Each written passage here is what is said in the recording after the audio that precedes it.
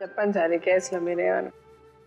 Madam, నాగమణిని చూడగానే మనకి 2 ప్రశ్నలు వస్తాయి. ఒకటి ఏంటంటే, ఆ అమ్మాయిలో నిజాయితీ ఉందా, అబద్ధం ఆడుతుందా, ఏమైనా తప్పు పనులు చేసిందా అనేది. అయితే ఈ ప్రశ్నలన్నిటికీ సమాధానం వచ్చే ముందు ఒకసారి నాగమణి యొక్క మనస్తత్వాన్ని కానీ, ఆ జరిగినటువంటి ఫ్యామిలీలో జరిగినటువంటి బ్యాక్గ్రౌండ్ అంశాలని మనం ఒక్కసారి తవ్వి చూస్తే కనుక చాలా చాలా సెన్సిటివ్ ఇష్యూస్ మనకు బయటపడుతున్నాయి మేడం.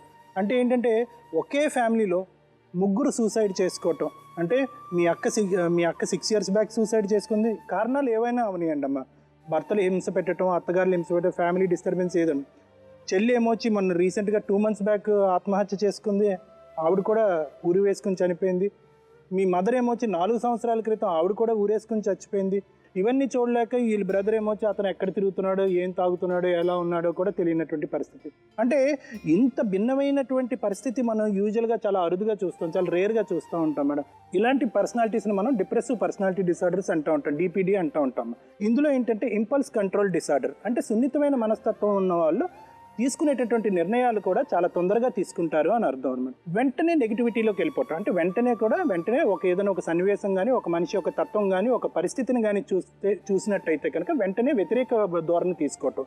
అంటే ఎక్కువగా ఆవేదన పొందటం, ఎక్కువగా వేదన పొందటం, జీవితంలో శూన్యత అయిపోయిందని అనుకోవటం, ముందు ఏదీ లేదు అని అనుకోవటం, ఊరికినే బాధపడటం, అవతల వాళ్ళు న్యాయం చేయట్లేదని అనుకోవటం, ఏడుపు ఎక్కువగా రావటం, ఇంక ఇలా బ్రతికి ఏం లాభం అని చెప్పి సూసైడ్ చేసుకోవటం. ఇప్పుడు నిన్ను మేము కానీ, అంటే నువ్వు కూడా ఆల్రెడీ ఒక అటెంప్ట్ చేసావమ్మా, చనిపోవటానికి ట్రై చేసావు, నీ అదృష్టం బాగుండి బయటపడ్డావు. ఈరోజు మేము మీ సమస్యకి పరిష్కారం ఇచ్చి, వాస్తవానికి నేను చెప్తున్నాను, ఈ సమస్యకి మీ ఇద్దరు భార్యాభర్తలుగా ఉండి హ్యాపీగా ఉండి పిల్లల్ని జాగ్రత్తగా చూసుకునే దానికంటే నీకు ఒక విధమైనటువంటి ఈ డిప్రెషన్కి సంబంధించినటువంటి ట్రీట్మెంట్ ఇస్తే కనుక రేపొద్దు నువ్వు కూడా ఊరేసుకుని చచ్చిపోకుండా కలిగేటటువంటి పరిస్థితి ఉంటుంది. అయితే ఏంటంటే మేడం, ఇటువంటి వ్యక్తిత్వం ఉన్న వాళ్ళు యూజువల్గా ఏంటంటే చిన్న సమస్యను కూడా చాలా పెద్దగా చూసేటటువంటి తత్వం ఉంటుంది.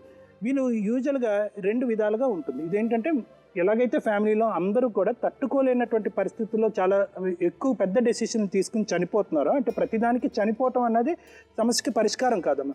అదేవిధంగా ఏంటంటే అది జన్యుపరమైనటువంటి లోపం, దాంతోపాటు వాతావరణ ప్రభావం. ఇప్పుడు ఏమవుతుంది, అక్కకు అలా జరిగిందని అమ్మ బాధపడింది, అమ్మ అలా అయిపోయారని చెల్లి అదే తోవ తీసుకుంది, మీ ముగ్గురు ఇలా అయిపోయారని చెప్పి బ్రదర్ ఇలా అయిపోయాడు. ఇప్పుడు ఏమవుతుందంటే, మీ పిల్లలు ఎవరైతే ఉన్నారో వాళ్ళు కూడా వాళ్ళ మెంటాలిటీ ఎలా డెవలప్ అవుతుందంటే కనుక, ఒక సమస్య వస్తే కనుక దానికి చనిపోవటమే మార్గమేమో అనే ఆలోచన వాళ్ళ మనసులో పడుతుంది.